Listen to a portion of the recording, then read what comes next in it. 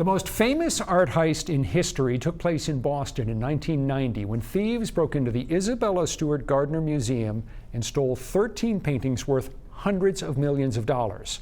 34 years later, the crime remains unsolved, the fate of the paintings unknown. The story has inspired a multitude of theories about who stole the art and what happened to it. It's also inspired a recent movie called The Art Thief, which is fiction, but which closely tracks the story of the Gardner Museum heist. Vincenzo Peruggia, famous art thief. Excuse me. Stole the Mona Lisa just so he could stare at it in his apartment for 2 years. I'm sorry, an art thief?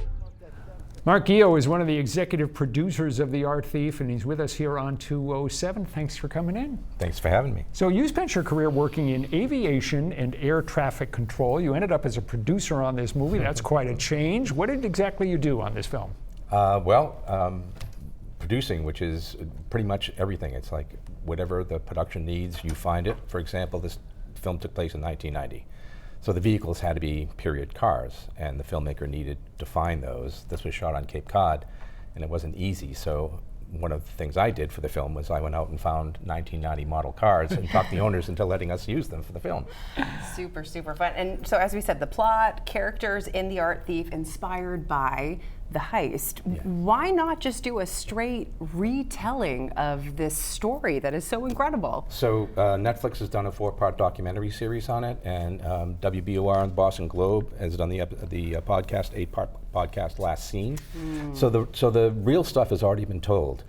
The speculation is rampant out there, and we wanted to introduce a concept that really hadn't been considered, and that is that an art collector was the one that was behind the theft. All right, we've got another clip from the film, so let's take a look. We're arranging for a known felon to get out of jail in exchange for a painting. A Rembrandt seascape. You don't produce that painting, we'll read about you in the obituaries. So what's the plan, Rembrandt? I met a guy inside, he knows the layout and he knows the gods. I need you. To help? We need 2 Boston police uniforms. Get in, get out. You call the police this evening, sir? These paintings can make us a lot of money. This could put you in prison for life. This guy would kill me. You lied to me. Where's the real thing? Everything I ever had has been taken away from me. No. And I don't want to lose this. You were not only the producer, Mark, but you also appear in the film, even though you really have no professional acting experience? No, none at all. The night before we shot the scene where I kill one of the robbers, the filmmaker asked me if I'd like to be in the movie. And I showed up the next day dressed up as a gangster, and he directed me through the scene, and the rest is history. That's really cool. We'll wait for the Academy Award nominations for you to roll in. There is a possibility that there was a main connection to the actual art heist, that one of the gangsters who was perhaps involved in it had a place in Maine.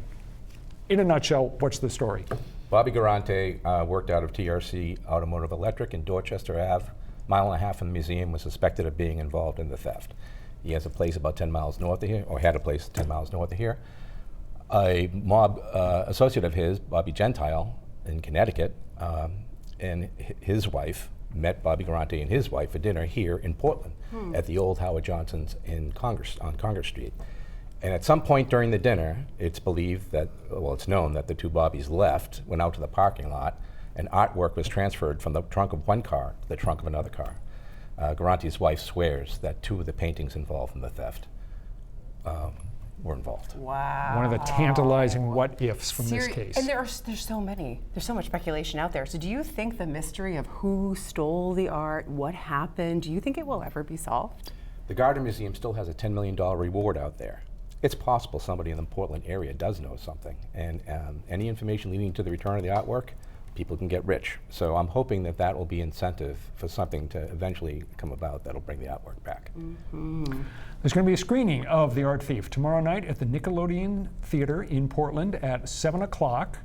What are you trying to do to get this out to as wide an audience as possible? Well, this is part of it, and then we've been marketing on social media. The Nickelodeon has been running the coming attractions for a few weeks now. I'm going to be there to introduce the film, and then I'm going to do a Q&A after the film, and that's being advertised on their website, so hopefully that'll draw us in a good crowd. When you do these kinds of public event screenings, what do people want to know? What do they most often ask? Well, they ask about the relationship of some of the scenes to what actually happened, and while we didn't point direct fingers, everything in the movie you can associate with something that is known about the investigation. All right. I'm intrigued. I think it's a fascinating story. great. I think everybody in New England is fascinated by this. Again, the screening of The Art Thief tomorrow at the Nickelodeon in Portland. Producer Mark Gio, thanks for being with us. We appreciate you being here. Thanks for having me. Really enjoyed it. Stick around. Back with more of 207 right after this.